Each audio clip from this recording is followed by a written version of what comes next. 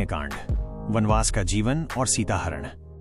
यह भाग भगवान राम के वनवास के 10 वर्ष पूरे होने के बाद शुरू होता है, जब वे दंडकारण्य के घने वनों में प्रवेश करते हैं। तपस्वियों की रक्षा। राम, सीता और लक्ष्मण कई ऋषियों और मुनियों के आश्रमों में रहते हैं और उन्हें राक्षसों के आतंक से मुक्त कराते हैं, जिनमें प्रमुख रूप से विराधा नामक राक्षस का वध शामिल है। शूर्पणखा प्रसंग। राम गोदावरी नदी के तट पर पंचवटी में निवास करते हैं।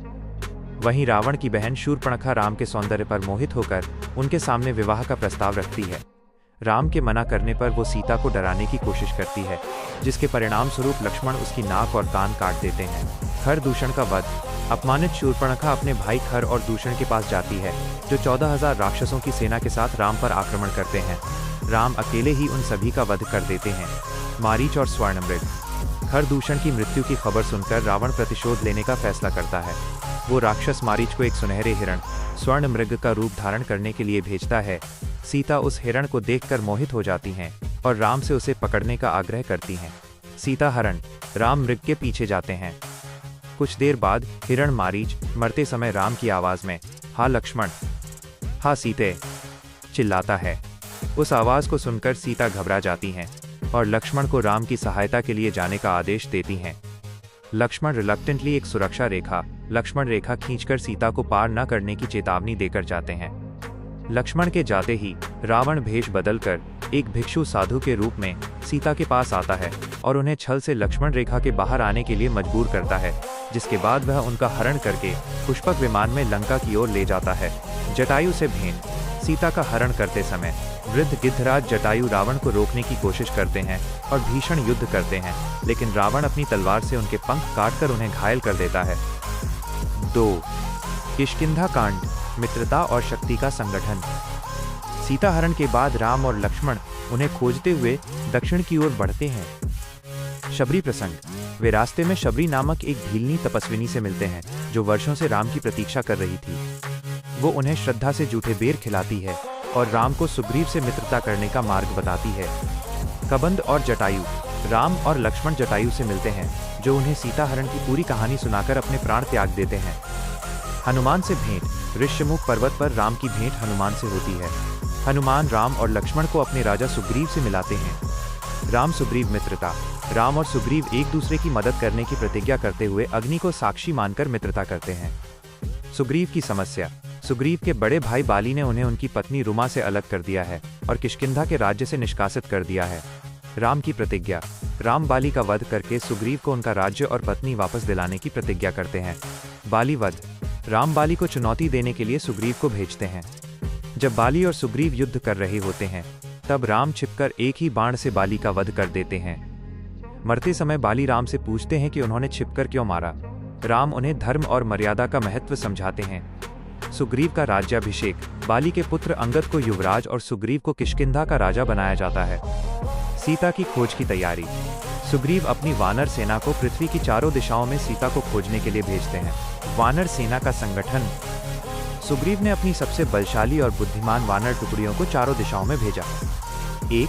पूर्व दिशा। इस टुकड़ी का नेतृत्व विनत नामक वानर को सौंपा गया। 2. पश्चिम दिशा। इसका नेतृत्व सुषेण, तारा के पिता को दिया गया। 3. उत्तर दिशा। इस ओर की सेना का नेतृत्व शतरबली नामक वीर वानर को दिया गया। 4. दक्षिण दिशा। सबसे महत्वपूर्ण। यह दिशा सबसे चुनौतीपूर्ण थी, क्योंकि विभीषण द्वारा बताए गए विवरण के अनुसार रावण सीता को इसी दिशा में ले गया होगा। इस टुकड़ी का नेतृत्व जांबवान, सबसे अनुभवी, अंगद, युवराज और हनुमान, पवनपुत्र जैसे प्रमुख वीरों को सौंपा गया। समय सीमा और निर्देश। सुग्रीव ने प्रत्येक दल को यह कार्य 1 महीने 30 दिन की समय सीमा के भीतर पूरा करने का आदेश दिया। सुग्रीव का निर्देश। तुम्हें संपूर्ण पृथ्वी, वन, पर्वत, गुफाएं और समुद्र तट छान मारने हैं। 1 महीने के भीतर सीता माता का पता लगाकर लौटना होगा।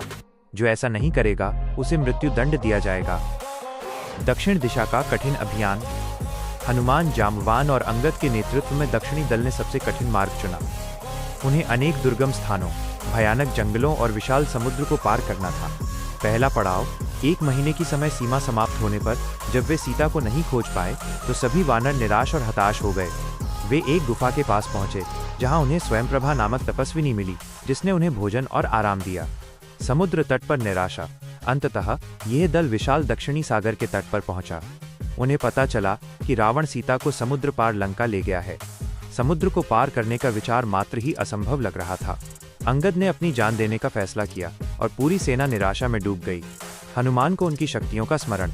इसी समय जाम्बवान ने हनुमान को उनकी अद्भुत शक्तियों, जैसे कि उड़ने की शक्ति की याद दिलाई, जिन्हें वे बचपन में मिले एक श्राप के कारण भूल गए थे। पवन पुत्र हनुमान ने विशाल रूप धारण किया और भगवान राम के प्रति अपनी अटूट भक्ति के साथ सीता की खोज के अंतिम चरण को पूरा करने के लिए अकेले ही समुद्र को पार करके लंका की ओर उड़ान भरी। तैयारी। जाम्बवान के प्रोत्साहन और अपनी शक्तियों के स्मरण के बाद हनुमान जी ने विशाल रूप धारण किया।